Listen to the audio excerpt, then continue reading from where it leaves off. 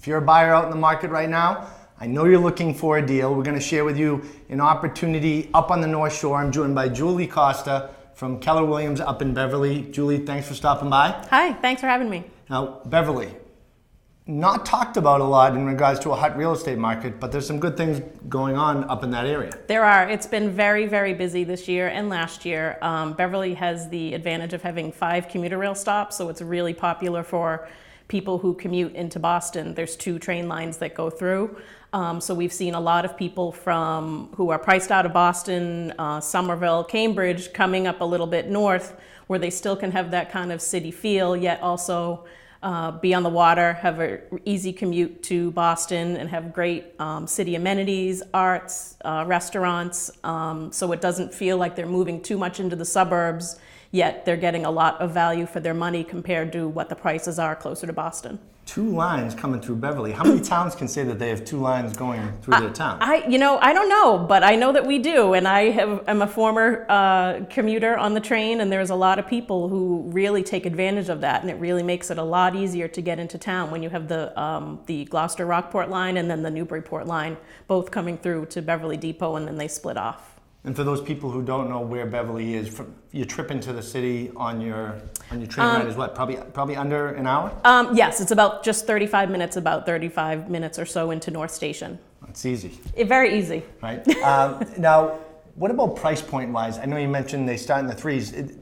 This seems like a great place to live, and you can also get in at a decent price. There's a lot of towns out there that are commuter towns that you can't get in at $750, let alone $300. Right. Right now, today, the lowest priced single-family house on the market is priced at $315,000, and we go all the way up to an oceanfront mansion priced at $6.2 million. So while the hot pocket of activity has been in the $400-450 range.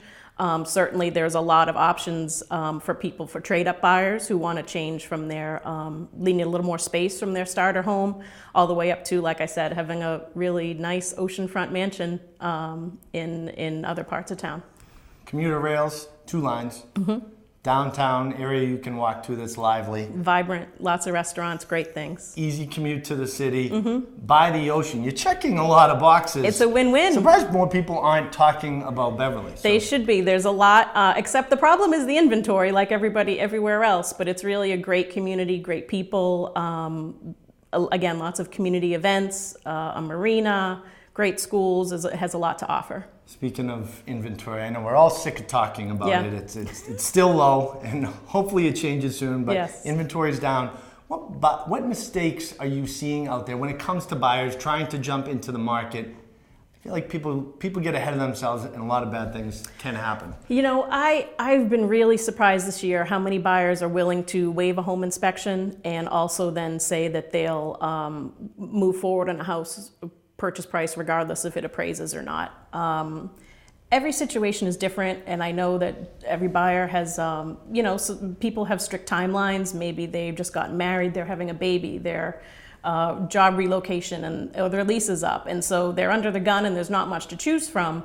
I'm just surprised that sometimes it feels a little bit, I would like to be a little bit more cautious, but sometimes on the seller end, it's great to see those offers, and that's ultimately what's getting buyers the house. I like to prefer to do it a little bit more cautiously, home inspection for informational purposes only, or try to see if there's some other ways that you can do it to be the winning bidder. Emotions are really running high, usually running high during this time period. Somebody's going in to purchasing a home, especially if they're doing it for the first time. Like you said, just be cautious about it. If you're going to waive an inspection, maybe get an information-only inspection, just so you know what you're getting into. Right, or if your father or a friend has come with you and they're a contractor, great. You know, just know what level of risk you're taking, and make sure you're comfortable with that. It's also something to keep in mind that, you know, with every upswing, there's an unfortunate then downturn in the market, and when that's coming in a few years, you don't want to feel like you've overpaid for something that you really then can't kind of get back, and so you want to be cautious on many levels. And that's another reason to be working with a professional like Julie up in the Beverly areas. Right. When you get into these deals and you're trying to break things down, everybody's scenario is different. So just because your friend handled their purchase one way doesn't mean you should handle it perfect example. If you have to get out quickly and you're waiving this and waiving that, right, and you're looking to sell 3 down the years, you could put yourself in a really bad position. Exactly, and that's why they're, again, it doesn't mean it's bad if you're doing it that way. Sometimes that's the only way you're going to get the house, and if it's a few years old, many things you should be okay, but it's you just have to know kind of what risk you're taking and what levels of risk you're taking.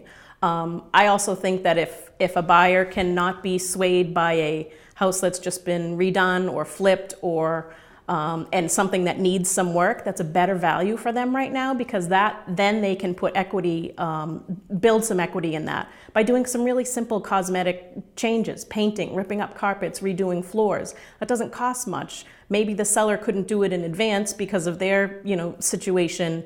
Those aren't the homes that sell as quickly because they don't show as nice, and everybody wants kind of the HGTV after product. We all do. We all like to know that we can move right in, but you're paying more for that. So if you can find something that's just a little bit dated, and be willing to do a little bit of things on your own, I think that's going to be a better investment for you, especially as you look, if you need to sell a few years down the road due to a job change or relo or any financial situation.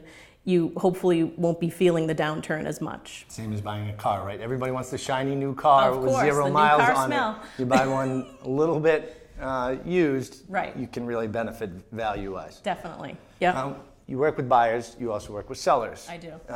It's one of those markets where people think they can just throw their homes on the market and it's going to sell. Right. What are you dealing with right now on the sell side when you're sitting down with people?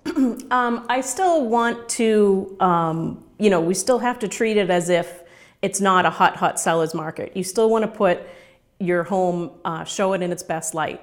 Wait, if it's not going to be right, it's better to wait 2 weeks than to rush to get it on for a certain date if it's not going to look right the first time. Do the staging, still price it right.